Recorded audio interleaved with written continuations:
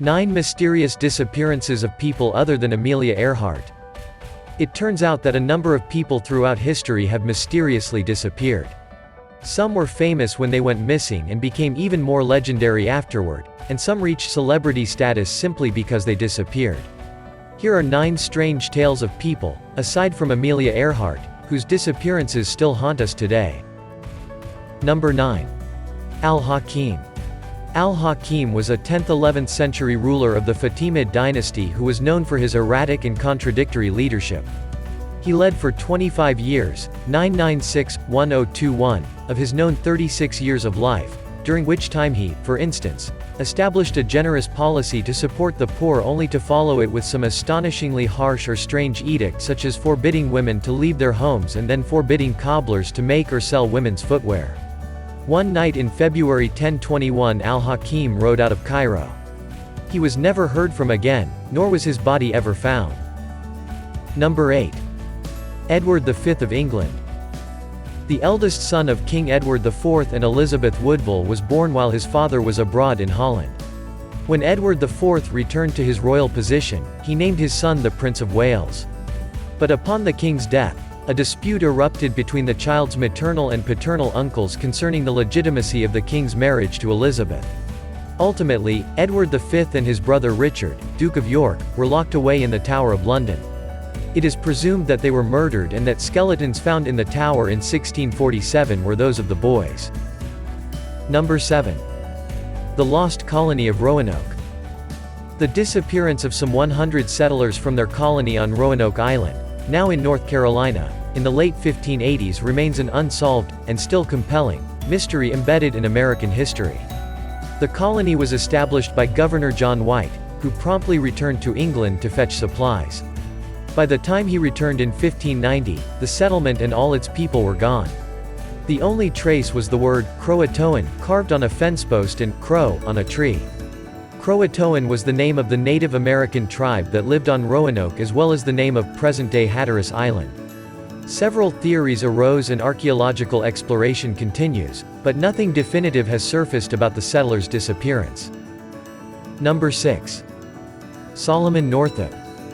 Solomon Northup's is a story of tremendous misfortune and resilience. Though he was born a free person in New York about 1808, Northup was kidnapped and sold into slavery in 1841. He was owned by a series of sadistic masters until he was able to find a way to send letters to his family in 1852. His freedom was legally reinstated in 1853, and Northup went on to co-write a memoir, 12 Years a Slave, that sold like hotcakes. He became a national celebrity and lectured throughout the country. His kidnappers were eventually indicted, but the charges were dismissed in 1857. Northup then promptly retreated from the public eye. It is likely that he joined the Underground Railroad, but the date and circumstances of his death are unknown. Number 5. Ambrose Beers.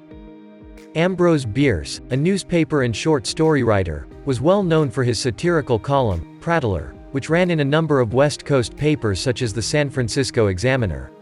He served in and survived the American Civil War, his experiences in which he detailed in his best-known stories, and eventually married and had 3 children. While he continued as a newspaper columnist, he also wrote many novels and short stories as well as The Devil's Dictionary, a book of social commentary disguised as a collection of dark and witty definitions for well-known terms. He left the U.S. for Mexico about 1913, during the Mexican Revolution. After December of that year there remains no record of him, though numerous theories have been put forth over the past century. No. 4. George Mallory. George Mallory was a schoolmaster in England and a seasoned mountain climber. He had trained on the most difficult routes up the Alps before being recruited for the first major climbing expedition up Mount Everest in 1921. That first attempt was thwarted by high winds, and a second attempt in 1922, which also failed, involved an avalanche and the death of 7 porters. Finally in 1924 he set out on a third expedition. Mallory and another climber, Andrew Irvine, went off to attempt the summit on June 8 and were never seen again. They left the world to wonder what had taken place on that fateful day, including whether before disappearing they had become the first climbers ever to reach the summit. Irvine's axe was found in 1933 at about 27,750 feet, 8,460 meters, which seemed to indicate that they did not make it to the top and likely fell to their deaths. 75 years later, in 1999, an expedition discovered Mallory's body at 26,760 feet, 8,160 meters. As of 2015, Irvine's remains had not been found, and the exact circumstances of their deaths are as yet undetermined. No. 3. Wallace D Fard.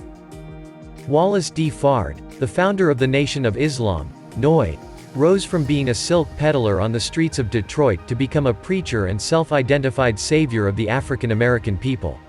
He had a short but influential stint as the outspoken NOI leader in Detroit from 1930 to 1934, with a number of run-ins with the law during that time.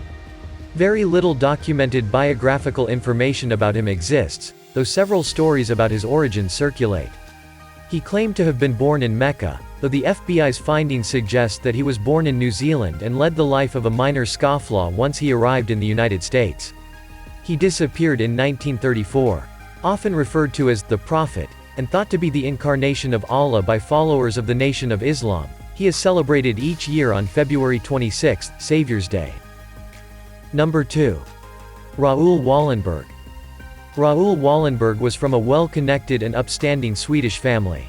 He'd been a star student of architecture and became a successful businessman. Because of his family and business connections throughout Europe, he was recruited as a special envoy for a major rescue operation of Hungarian Jews in 1944.